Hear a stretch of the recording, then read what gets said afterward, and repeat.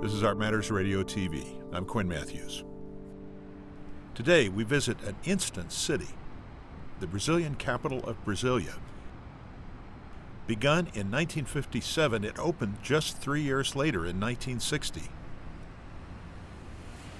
It is, as you can see and hear, a city of cars and buses.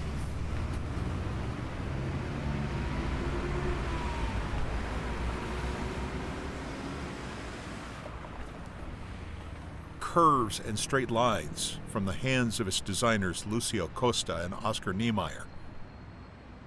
Buildings that hug the ground and sometimes float above it. From these towers overlooking the Congress, Danilo Matoso Masuru works as the chief architect for the Chamber of Deputies. It is the fulfillment of a dream that was born even before the nation was formed. Before independence, there was already this idea of bringing the capital of the country. And it's very much related with the idea of Brazilian identity. So it was a very important act of self-determination for the Brazilian nation. It was built by Brazilian artists, Brazilian architects, Brazilian engineers.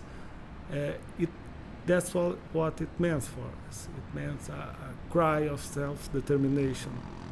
Well, what he was trying to do was to build strong symbols, clear-cut forms.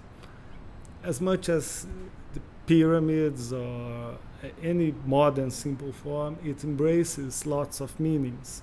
And he did that articulating both a kind of classical vocabulary, and at the same time it has curtain glazed walls, which are very transparent, and they show the internal logic of the buildings. You can see the slabs, you can see through the buildings.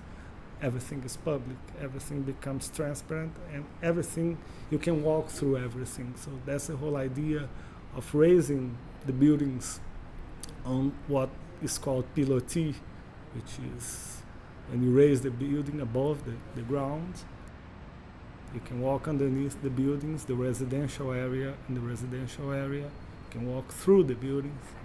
So this whole idea of transparency and of mixing what would be traditionally private with a kind of public interest, a social public interest, is behind the idea.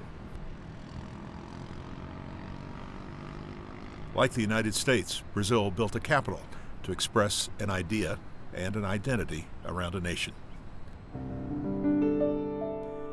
Next time, a conversation about mud. This is Art Matters Radio TV.